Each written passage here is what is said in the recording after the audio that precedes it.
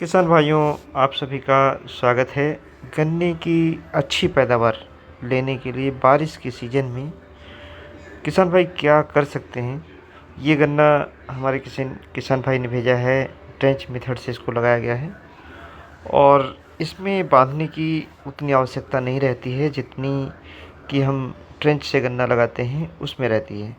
और ये देखिए, ट्रेंच में गन्ना लगाया गया है और इस समय इसको डबल लाइन में बांधा जा रहा है। लेकिन इसमें एक ख़ास बात आप देखेंगे, नीचे पहले गन्ने की बंधाई नहीं की गई है और ऊपर सीधे की जा रही है।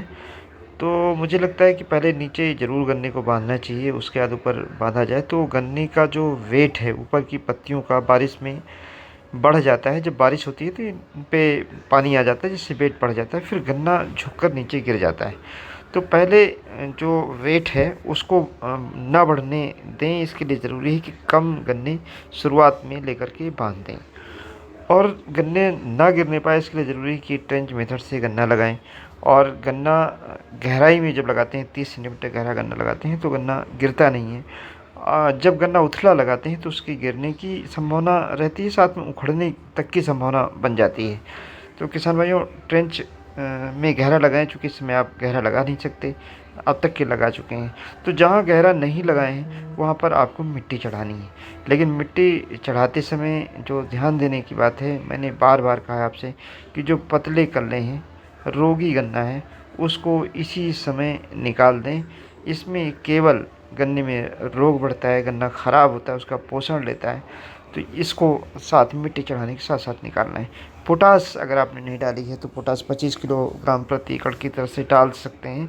और इसी तरीके से एक कोई थायोमेथाक्साम या कोई भी एक दवाई आप डाल सकते हैं अगर खेत में आपको लगता है कहीं कीड़े हैं। तो ऐसी दशा में वर्टाको जैसी दवाई भी 4 किलो प्रति एकड़ की दर से आप मिट्टी चढ़ाते समय एक बार दोबारा से डाल सकते हैं, ताकि बोरा रात की समस्या से आपको निजात मिल सके।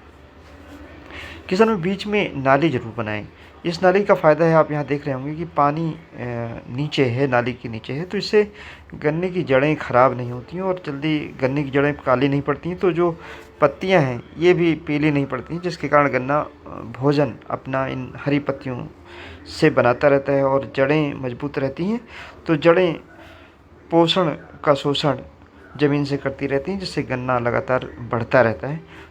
जल निकास यानी ड्रेनेज का सिस्टम गन्ने में इस तरीके से निश्चित तौर से किसान भाइयों किया जा सकता है। एक तरीका और है कि गन्ने को आपस में, मैंने पहले ही बताया, झुका करके और उनको जब आपस में फंसा देते हैं तो उसके बाद गन्ने की गिरने की संभावना कम हो जाती है। गन्ना बंधाई में जो ध्यान रखना है वो ये रखना है कि किसी भी तरीके से जो कच्चा गन्ना है वो ना बनने पाए। उसको आप पहली बंधाई में छोड़ सकते हैं, दूसरी बंधाई में उसको ले सकते हैं। और अगर गन्ना किसी वजह से गिर जाता है तो 24 घंटे के अंदर उसको खड़ा करें। ये मत सोचें कि गन्ना टूट जाएगा। 24 घंटे के अंदर खड़ा करते हैं गन्ना नहीं टूटता है। अगर ज़्यादा टाइम हो जाता है तो गन्ने के टूटने की संभावना बढ़ जाती है।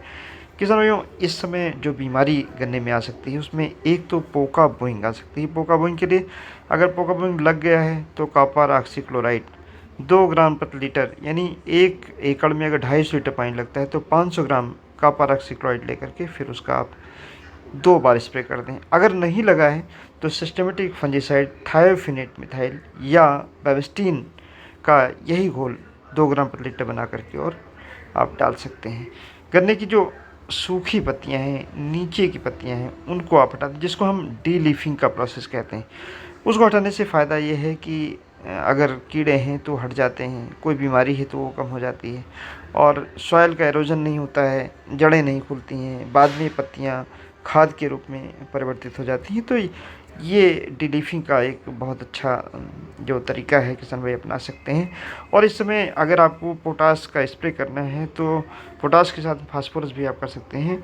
34-52 जो फर्टिलाइज़र का कॉम्बिनेशन आता है उसका एक बार आप स्प्रे कर सकते हैं। ज़्यादा स्प्रे कंसंट्रेशन ज़्यादा नहीं होना चाहिए, 1.5 से 2%, यानी अगर 200 लीटर पानी लगता है तो 4 किलो 200 लीटर पानी में डाल करके वो आप स्प्रे कर सकते हैं। स्प्रे इस समय ये ज़रूर देख लें कि बारिश ना हो रही हो उस समय स्प्रे करें। देखिए कितना सटीक गन्ना है, इसमें मिट्टी चढ़ाई गई है और साथ ही में इसको ट्रेंच मेथड से लगाया गया है।